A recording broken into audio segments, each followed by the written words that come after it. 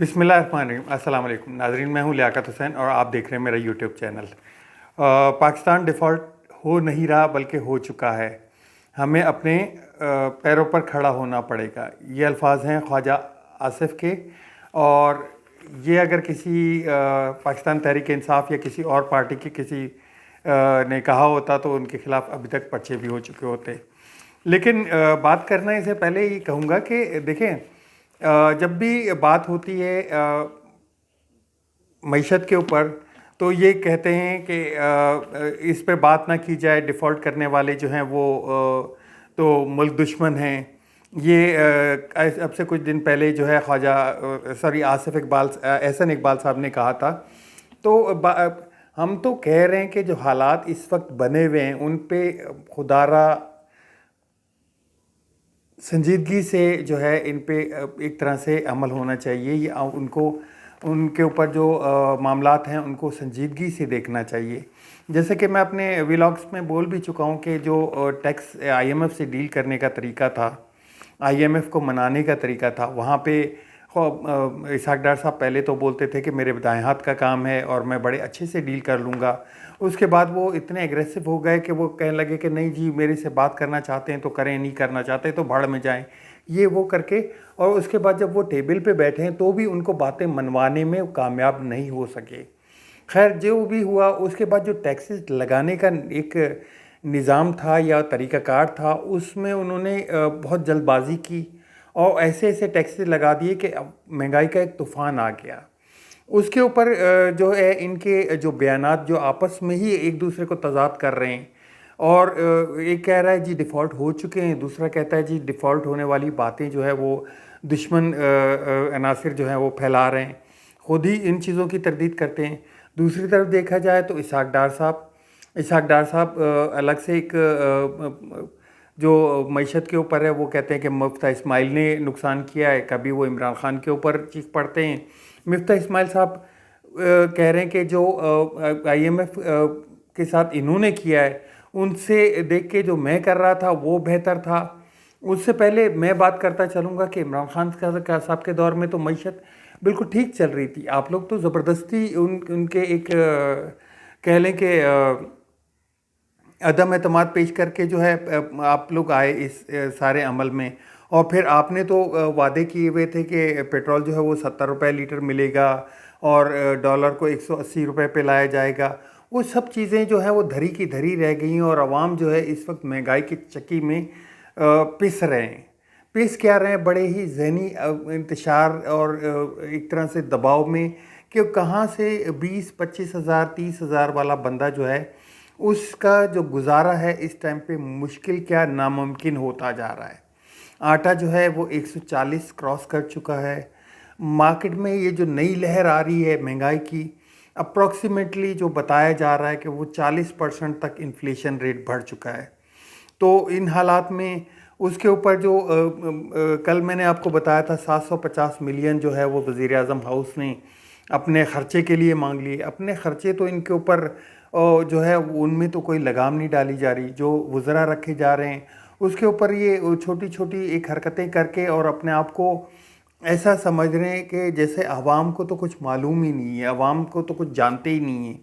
जैसे आप आज एक बड़ी ख़बर जो है उसको बार बार रिट्वीट किया जा रहा है, जो इनके सहाफ़ी हैं उनकी तरफ से कि जी एहसन इकबाल साहब ने जो है लेटर लिख दिया है कि जी एक V8 गाड़ी थी उनके पास, उनको जो है 4500 सीसी की उनको उन्होंने वापस कर दिया है। मैं पूछना चाहूँगा कि वज़रा को जो है वो 1800 सीसी अलाउ होती है। सबसे पहले तो इनको अलाउ किसने की? हमने क्या नहीं देखा कि असद उमर, हमाद अज़हर वो करोला अपनी गाड़ियों में 1800 सीसी गाड़ियों में जाते थे विदाउट प्रोटोकॉल। और जो शौकत अजीज़ साहब थे वो अपनी गाड़ी यूज़ करते थे। तो इनको अलाउ किसने की? दूसरा 4500 सीसी आप वापस करके आप चला के कौन सी गाड़ी यूज़ करेंगे या कौन सी आपको अलाउ की जा रही है वो भी बता दें। दूसरी तरफ जी गवर्नर KPK का जो बयान आया है कि जी मुझे तो अदालतें बुला ही नहीं सकती। अदालतें का एहतराम करता हूँ लेकिन मुझे अदालतें जो है वो बुला नहीं सकती और मैं जो है वो डेट देने का कोई वो भी नहीं हूँ, क्योंकि मैंने इनको मना किया था कि ये तहलील ना करें, ये अपनी जो असम्बलीज़ हैं उनको तहलील ना करें, और मैं इन डेटों को नहीं दे सकता, या मैं इन पे कोई वो एक अमल नहीं कर सकता, ना ही मुझसे कोई करवा सकता है दूसरे मानों में।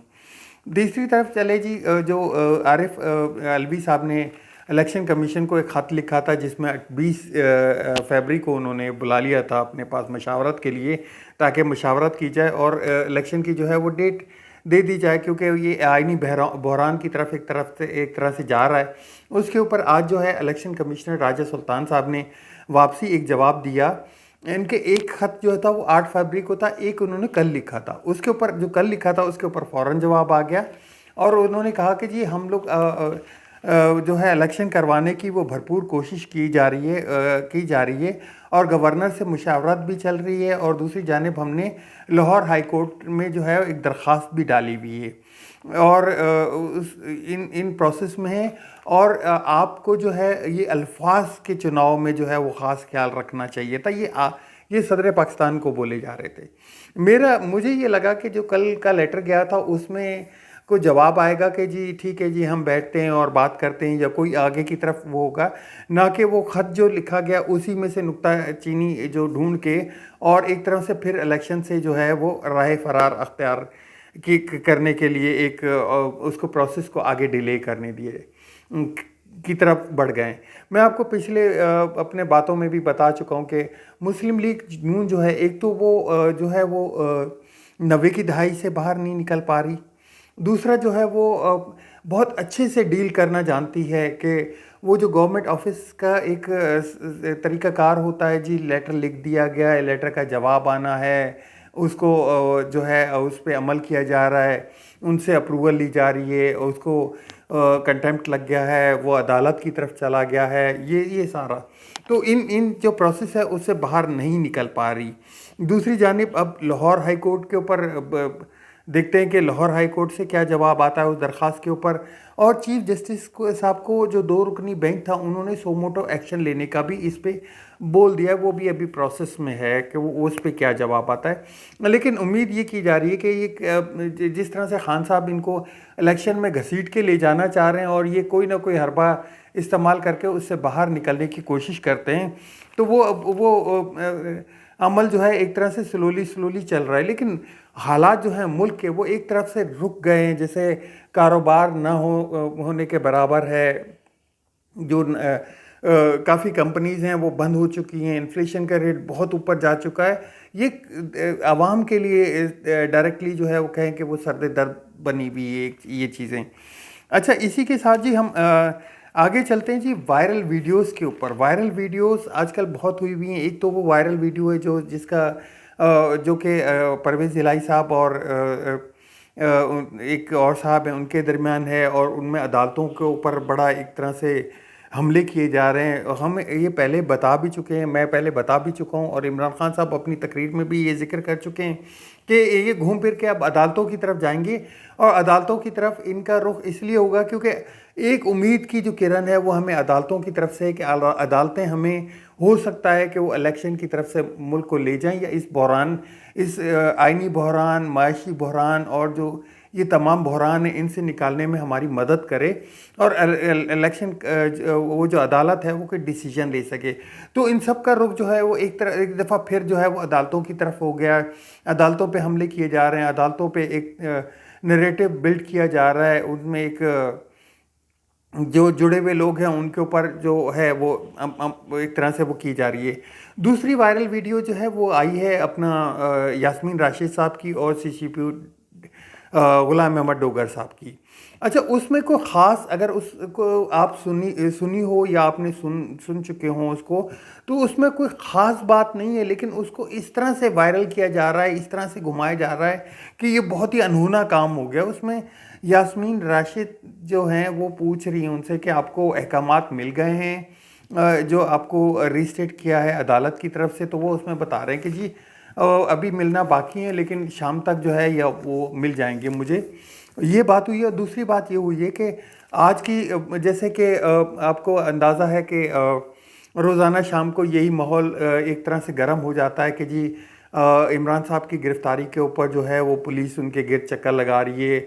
उसमें डर डर भी है काफ़ी सारा, लेकिन वो पूछ ये रही है कि आज की शाम तो खैरियत से गुजर जाएगी। ये कोई एक नॉर्मल इंसान जिसके इतने कॉन्टैक्ट्स होते हैं तो वो पूछ भी लेता है कि हाँ कोई ऐसा अमल होने तो नहीं जा रहा, या कोई ऐसा वो तो नहीं होने जा रहा। तो वो बात है जिसको इस तरह से बयान किया जा रहा है जैसे कोई बहुत बड़ा एक इसमें से वो निकालने की कोशिश की जा रही है कि जी इस वायरल वीडियो में तो वो बहुत बड़ा जो है राज छुपा हुआ था और वो जो है वो हो गई। दूसरी तरफ ये ऑडियो जो है वो जारी कौन कर रहा है, इनके ऊपर अब मुझे ये लग रहा है कि अदालतों को एक सो मोटो एक्शन लेना चाहिए, या अदालतों की तरफ एक इनको टैकल करना चाहिए, क्योंकि ये किसी भी जो है वो आम शहरी की या की वीडियोस को वायरल कौन करवा रहा है, ये इनके ऊपर जो है एक बहस होती है, या एक तरह से ये इनके ऊपर एक एक्शन होना चाहिए। तो फ़ारूक हबीब साहब को भी एक लेटर मिल गया एफआईए की तरफ से, जो उन पे पहले तो एक डकैती का केस डाला था कि जी उन्होंने जो है पुलिस वालों को रोक के उनसे डकैती की है, और जो है अब एफआईए ने भी उनको कॉल कर ली गया है। तो वो तो एक तरह से चल रहा है मामलात के, जो भी है उनके ऊपर केसेस बन रहे हैं, नए केसेस निकाले जा रहे हैं। और जो पुलिस एक छोटी सी बात करता चलूँ कि जो पुलिस ज़मान टाउन की तरफ जाती है, वहाँ काफ़ी जो कारकुनान हैं वो एक तरह से बैठे हुए हैं इमरान खान साहब के साथ यकजहती के तौर पे, और वहाँ पे एक खदशा लगा रहता है खुदा न खास्ता कि कोई, क्योंकि मॉब तो मॉब होता है, मॉब में से कोई खुदा न खास्ता कोई हरकत कर दे और पुलिस के दरमियान टकराव की सूरत हाल ना बन जाए, या ऐसा कुछ हो जाए, मज़ीद पर्चे हो जाए उनके ऊपर, अल्लाह ना करे कोई मॉडल टाउन जैसा वाक़या हो जाए, कोई इस तरह की वो हो जाए। तो इन चीज़ों से भी अवॉइड तो करना चाहिए कि एक मिल बैठ के कोई मुज़ाकराती टीम सा ले ली जाए, या इन चीज़ों से बचा जाए। दूसरी तरफ चलते हैं जी अपना शेख रशीद के साहब के हवाले से।